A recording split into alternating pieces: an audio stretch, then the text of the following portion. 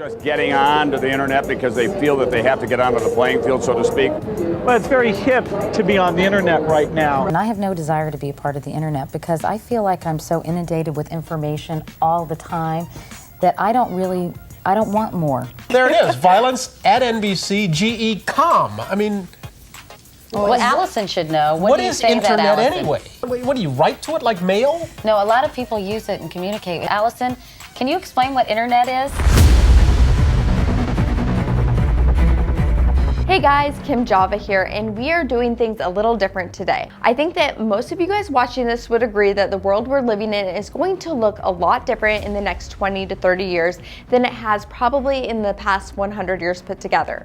Think about how little your day-to-day interactions with your environment resemble how you went about your day in, say, the 1990s. In about 30 years, everything from local travel to space travel will be largely driven by AI and robotics. You want to go across town to see mom? An eVTOL or an electric vertical takeoff and landing craft by Uber or Airbus, which are both in development right now, will pick you up in about 3 minutes. Go to a store, grab what you want, and walk right out and go about your day.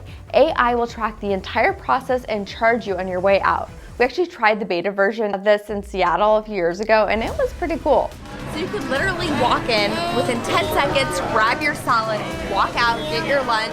It's really weird not to see a cash register. It's like something I can't quite get used to yet. AI will also be there to diagnose and treat the sick, manage transport, which will largely be self-driving. AI voice recognition systems like Alexa and Google will sound and behave like humans, and robots will likely dominate factories and even serve as teachers, cooks, and maybe even law enforcement. Yes, it is going to be a lot like Terminator. Okay, so over the past year, we've all been part of a major transition to functioning online whenever possible because of COVID. And this has really accelerated the transition to what is being called the Metaverse, where the line between reality and virtual reality is getting harder and harder to see. And how connected and interconnected is this technology going to be in our life? It will be, at some point, indistinguishable from reality. Where we'll lose this. We'll lose this. Like you and I are just looking at each other through our eyes. I see you, you see me, I hope. This could be some simulation. It could. The argument for the simulation, I think, is quite strong. If you assume any rate of improvement at all, then games will be indistinguishable from reality. Or civilization will end. One of those two things will occur. Therefore, we are most likely in a simulation. Or we're on our way to one, right? This all has me wondering where and how Tesla fits into this metaverse. If you don't know, a metaverse is a virtual reality space where users can interact with a computer-generated environment and other users. And until just a few weeks ago, it was really hard for me to grasp some of these topics. And honestly, it made my head hurt when I just tried to think about it too long. But after digging a bit deeper, it started resonating with me, and I thought I just needed to jump on here and share some of my thoughts with you, because I think that there is going to be tremendous opportunity and potential for this being our new norm. For example, think about cryptocurrency, which is poised to be the currency of the metaverse. So Tesla took a giant leap of faith, acquiring $1.5 billion in Bitcoin earlier this year.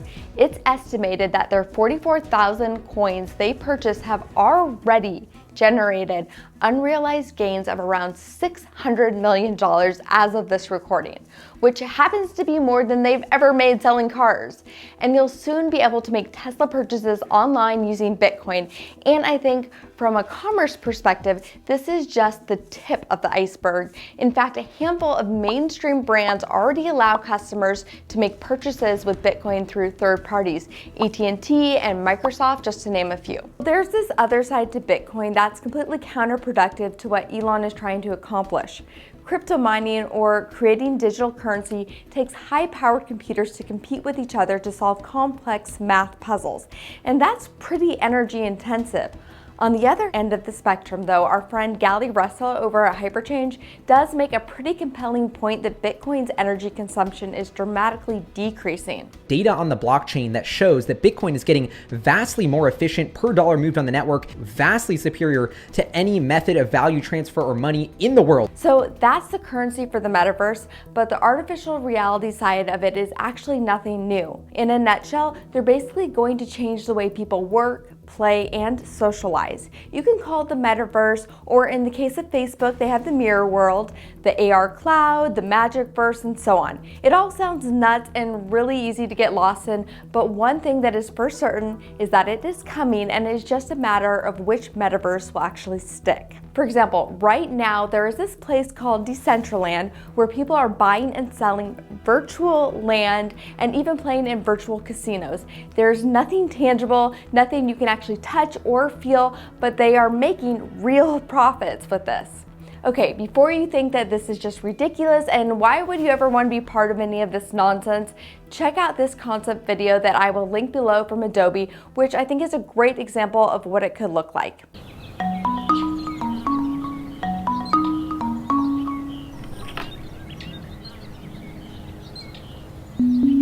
There's been an update to your calendar. Show calendar.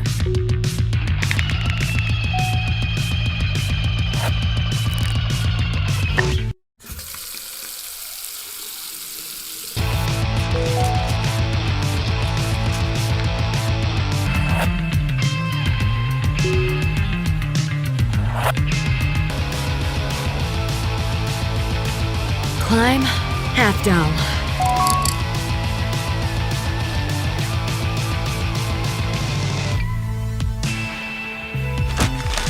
It seems that you're making lasagna. Should I turn on the oven? Yes. Preheat oven to 400. The possibilities are endless, right? You can basically create the world that you want to live in your digital life. In terms of how Tesla, though, fits into this is really up to all of you guys watching. So perhaps you can't own a Tesla in real life, but you could experience one in this world. It could really feel like the real thing. And actually at the Cybertruck reveal, Tesla had an entire station where you could strap on a VR headset and go inside a virtual Cybertruck for a test drive. Sure, in this example, it's not going to get you from point A to point B, but you get the overall gist, the potential uses and opportunities for this new world that's inevitably going to merge into our lives is really endless. And if you don't want to wear those smart glasses, maybe you could just get a Neuralink. All right, so you know what else will blow your mind the first time you try it? The Supply Company's single blade razor, which a lot of people call the Tesla of razor blades because it's sleek, minimal, and extremely efficient. Kind of like the first time you drive an EV, you get it and you are sold. We only promote products that we either use or believe in, and they check off both in our household. The fully metallic single blade dramatically reduces your risk for irritation and bumps versus the disposable multi-blades, and it saves you a ton in the long run. A 3-month supply of blades only costs $6. The blades are also 100% recyclable. I'll link them in the description below, and be sure to enter the code KIMJAVA for 15% off. So let's go back to the story. And to me, it's pretty clear that the future will include what is being called NFTs, or non-fungible tokens. I think these will be the building blocks on the metaverse. I don't think I'd actually ever heard, though, the word fungible until last week, so I'm assuming a lot of you guys have probably never heard it either. According to the internet, fungible means two things that are interchangeable. For example, a $10 note is fungible. If you have two $10 notes, they're basically the same, and it doesn't matter which one you use. However, art is non-fungible, and non-fungible tokens, or NFTs, can be almost anything from videos to still images and even music. So NFTs are basically a type of cryptocurrency that are unique digital objects that can be cool to own or actually even profitable to trade. Think of them as digital collectible cards.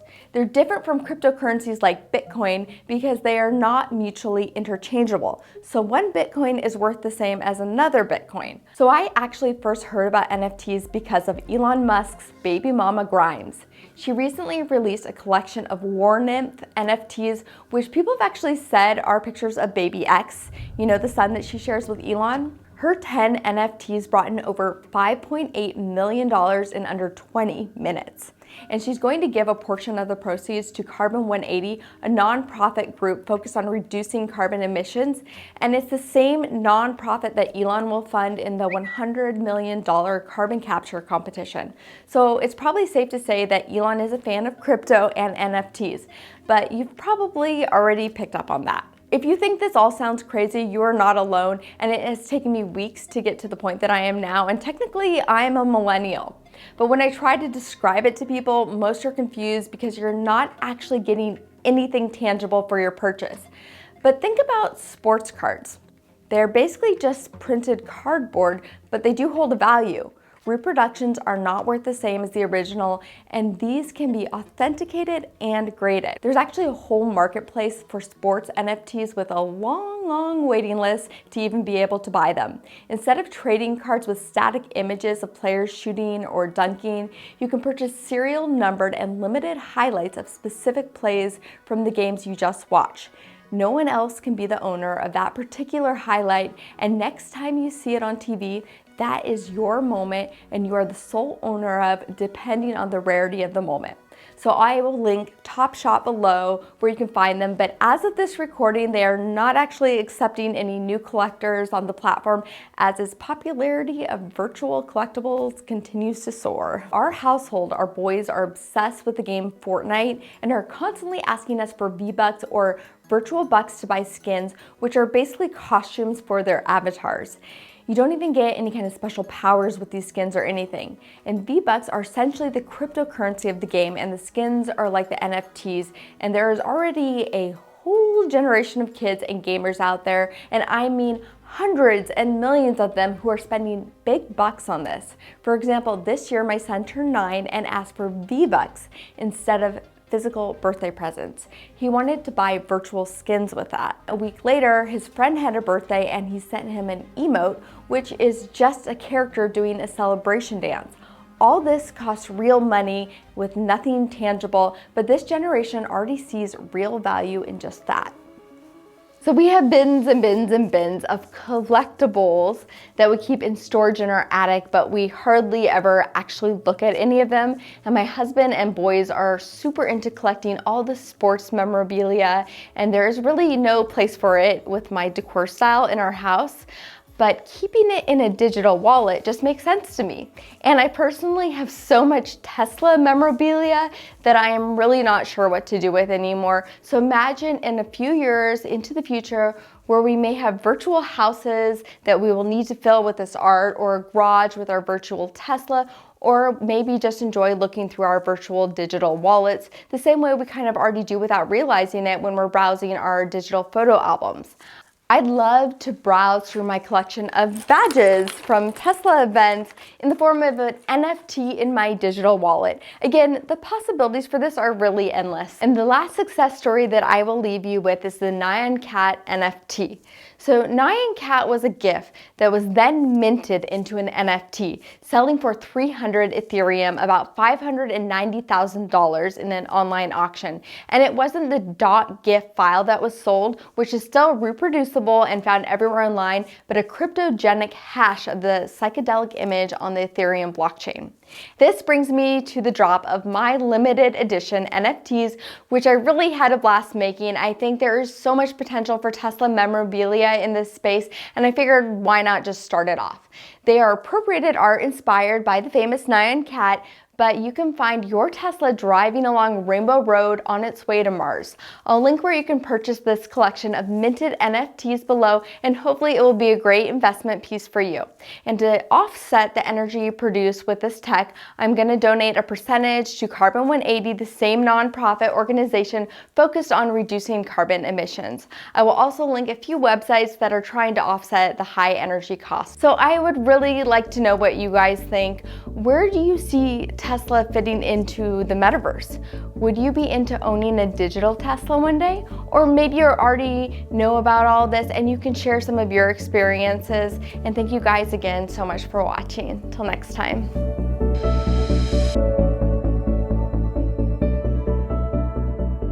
And this brings me to the drop of my limited edition, It is kind of an addiction though. Like once you start like looking this stuff up, you definitely go down the rabbit hole. They have the mirror world has in the past 100 years put together. What is wrong? Your hair is always like That's just my hairstyle. always in the middle where it's just completely banging the mic. I mean, what do women do? Have boom mics. Okay, well. Nyan Cat was a GIF or GIF that was really, should I say GIF or GIF? She's given a portion, and she's giving a portion of, be the building block, recording at 8 p.m. Actually, it's probably 9 p.m. now. Kids are finally asleep. Let me fix your cable sticking out of your back.